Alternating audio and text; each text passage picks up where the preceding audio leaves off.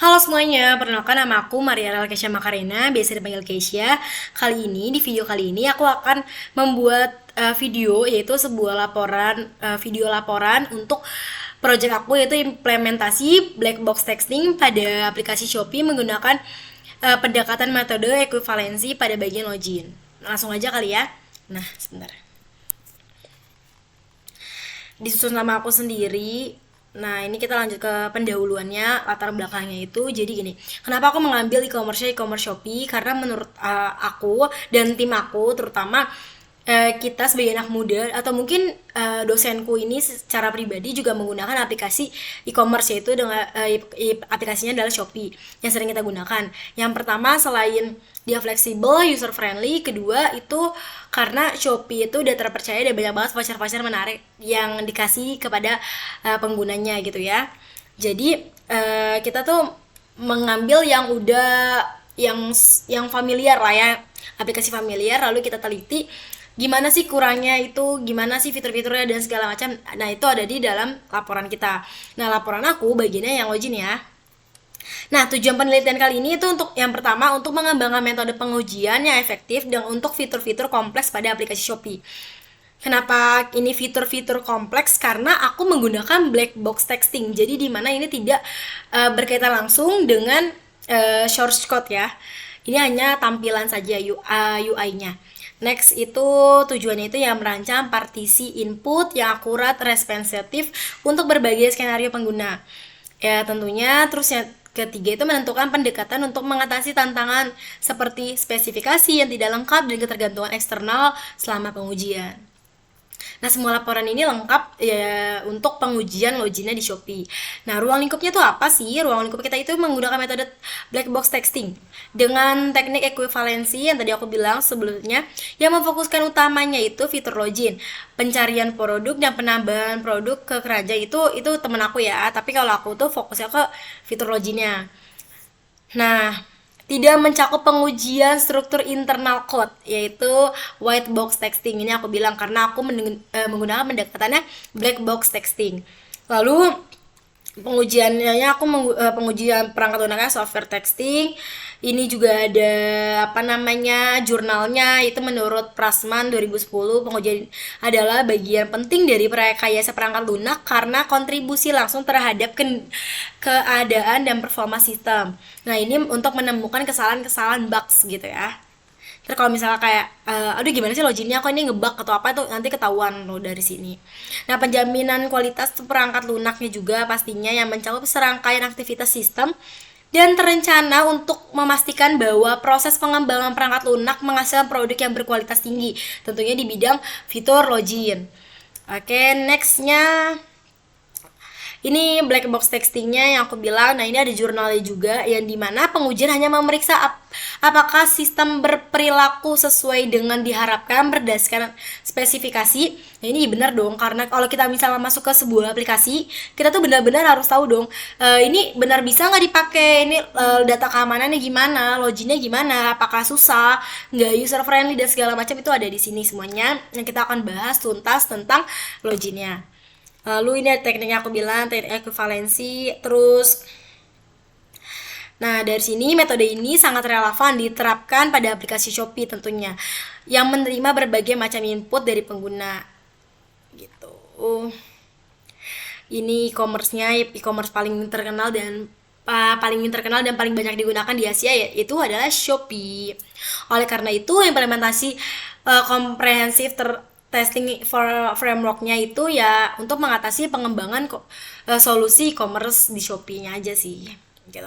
Oke, kita masuk ke ininya ya, apa identifikasi fiturnya. Lanjut next. Nah, kita itu bisa menggunakannya itu usernya itu tuh ada dua ya. Nah, itu bisa menggunakan email ataupun dengan handphone, nomor telepon.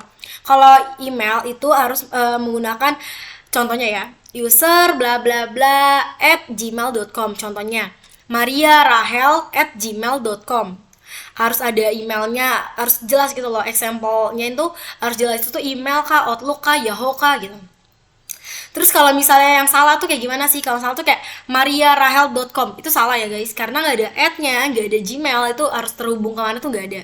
Terus kalau invalid lagi kalau misalnya nama penggunanya kayak doang, kayak ya udah namanya nggak Maria nggak Rahel, cuma kayak doang gitu, itu salah ya juga ya. Terus invalid juga kalau misalnya nomor nomor telepon itu dicampur gitu, kayak 0812 Maria, salah ya. Jadi nggak bisa. Jadi username itu email atau enggak usernya, oke? Okay? Terus ada password.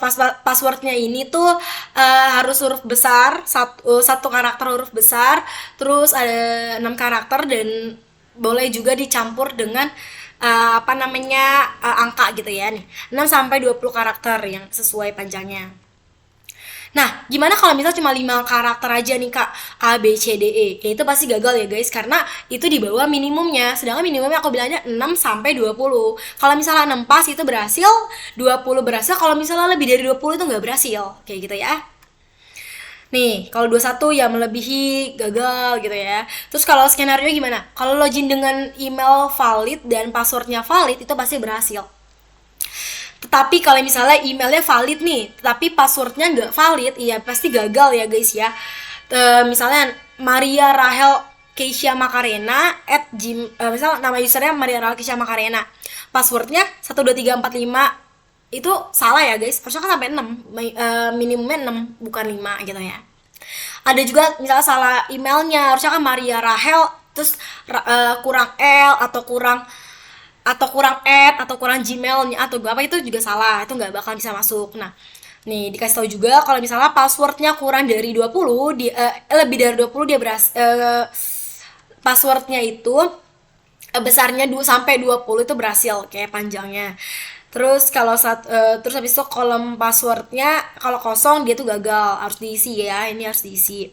Terus dari sini kita juga ngeliat tuh pola bugnya, sisa menerima email dengan format salah kalau seperti ini tanpa pesan error yang jelas.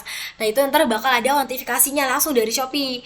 Nanti terus ada juga login tetap gagal dengan pesan umum error tanpa informasi penyebab gitu ya. Tidak ada batas maksimum yang jumlah karakter di kolom password dapat diinput hingga 100 karakter tuh nggak bisa ya guys, karena itu kan cuma sampai 6 sampai 20 karakter aja untuk password. Lalu kelemahan sistem yang udah kita ketahui itu adalah validasi input lemah. Itu tidak semua input validasi dikenal sebagai kesalahan khusus. Contohnya email yang panjang atau passwordnya yang panjang atau ekstrim. Lalu ada errornya juga, errornya itu kurang informatif nih guys. Kalau misalnya pesan kesalahan tidak penjelasan alasan penolakan login, kayak misalnya tiba-tiba masuk terus habis itu kayak error aja gitu, itu biasanya kesalahan sistemnya tuh agak lemah. Nah itu biasanya bugnya itu kurang informatif. Kalau misalnya juga rekomendasi yang baik itu gimana sih, kalau itu perbaikan validasi input tentunya dari kliennya ya, jadi dari pengguna itu input yang benar, terus tingkat error handlingnya jadi berkurang gitu ya, karena menggunakan spesifikasi format email yang jelas. Lalu ada juga testing lanjut yang dimana lakukan registrasi testing dulu ya, jadi harus regis dulu baru bisa login, oke? Nah ini metode pengujiannya aku bilang kita pakai black box testing. Jadi dari fiturnya itu kita bisa lihat fiturnya tuh kayak gimana. Fitur loginnya itu tinggal login yang udah kita regis. Jadi regisnya itu sesuai, loginnya itu sesuai dengan regis ya guys. Kalau misalnya regisnya nggak sesuai itu salah, nggak bakal bisa masuk. Nah ini masuk ke equivalensi, aku bilang membagian input menjadi kelas valid dan tidak valid pengujian salah satu nilai dari masing-masing. Nah ini ada flowchartnya. Yang pertama itu mulai dari pengguna membuka halaman login menggunakan password dan user login. Nah kalau misalnya ya dia berhasil ya, dan dia itu akan mendapatkan input tidak boleh kosong. Kalau tidak boleh kosong berarti harus diisi. Kalau misalnya keisi dia bakal kembali lagi ke login. Nah kalau tidak, validasi user dan password berhasil, nah itu bisa ke iya atau tidak guys. Kalau iya itu akan tampil username dan passwordnya salah, dan kalau misalnya username dan passwordnya salah dia bakal kembali lagi ke login. Tetapi kalau pas berhasil login tapi berhasil login dan dia langsung masuk ke beranda, itu berarti masuk ke bagian beranda dan kembali ke halaman loginnya. Nah, dari kesimpulan di sini, proses PT yang tadi aku udah sempat jelasin, di mana di aplikasi Login itu mencakup pemeriksaan penyaluran terhadap keseluruhan jalur login di Shopee gitu ya, melalui pembuatan flowchart dan pengujian setiap alurnya. Metode ini memastikan tidak ada skenario yang terlewat. Dengan demikian, kode menjadi lebih andal, mengurangi kemungkinan terjadi bug atau kesalahan fungsi gitu. Terus habis itu juga ada hasil pengujian fitur loginnya. Nah, itu ada ada valid sama invalid dong tentunya. Yang aku bilang valid itu minimumnya 6, karakternya sampai 20 karakter. Kalau invalidnya yang tadi kurang lebih kalau misalnya kurang dari 6 atau lebih dari 20 itu bakal error. Terus kalau misalnya email dan passwordnya salah atau ditolak gitu ya pasti ada error gitu. Errornya bakal ditampilin juga sama fitur login sama fitur Shopee-nya kenapa errornya gitu. Next, ya, ini ada validasi inputnya. Nah, validasi inputnya tidak ada batasan panjang password validasi secara konsisten. Ada error handingnya yang kita lihat, temuan utama yang kita lihat ya. Nah, itu ada error handing, konsistensi sistem, dan dokumentasi spesifikasi potensi celah keamanan. Nah, dari analisis keberhasilan pengujian, keberhasilan pada input itu 100% dan penolakan invalidnya tepat pada kurang lebih 85%. Nah, kasus input batas boundary-nya itu kurang dari 70%. Berarti menghasilkan validasi yang tepat, guys. Kalau dari aku dan tim aku tuh ngecek, kita berarti validasi itu kurang lebih 70%-an. Nah, gimana dengan aplikasi temuannya? Perlu meningkatkan validasi input nih guys. Error message-nya itu harus perlu dipertahanin agar pengguna memahami kesalahannya dan dapat memperbaiki inputan mereka ya, karena handphone kecil ya guys ya, jari kita terlalu besar, mungkin kesalahan ya kita nggak sengaja, typo sedikit gitu lah. Ada standarisasi juga hasil pengujiannya, di mana berbagai perangkat diperlukan untuk memastikan perilaku sistem yang seragam. Nah, di bab 6 ini ada juga evaluasi kualitas dan perangkat lunak. Di sini dilihat juga fungsional dan reliability serta usability-nya. Nah, dari sini kita tuh lihatnya itu fitur loginnya itu udah cukup baik ya guys. Terus habis itu soal sistemnya dan kendalaannya itu perlu ditingkatkan. Nah, kegunaannya tuh gimana sih? Pesan kesalahan error message-nya kadang kurang informatif aja. Hanya menampilkan teks kalau ini kurang tepat gitu ya. Error saja gitu nih. Error. Jadi kayak kurang error tuh apa sih, kayak belum pasti gitu, belum jelas itu errornya, entah passwordnya salah atau misalnya username-nya salah gitu, kita nggak ada yang tahu gitu, cuma terus error kalau di Shopee. Nah, performance-nya itu gimana? Itu baik ya guys, karena dia cepet. Jadi kalau misalnya kita mencet login, dia tuh 2 detik itu karena internet juga guys.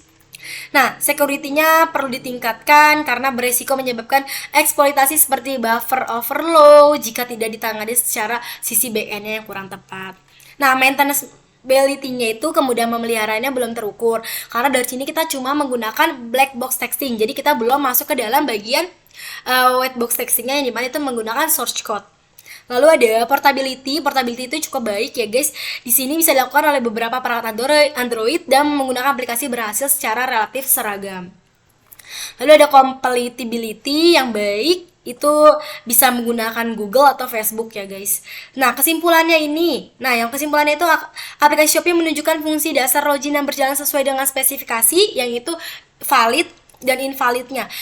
Diperlakukan juga peningkatan pada validasi terinput yang aku udah bilang. Lalu ada evaluasi perbaikan pada usability dan robustness yang aku tadi sempat bilang. Oke, nah ini ada beberapa jurnal juga yang aku udah ambil gitu ya dari internet, dari Mendeley tentunya. Dari situ kita bisa lihat laporannya gitu ya guys ya, dari menggunakan implementasi black box texting pada fitur login di Shopee. Oke, sekian itu aja dari aku. Terima kasih, selamat siang.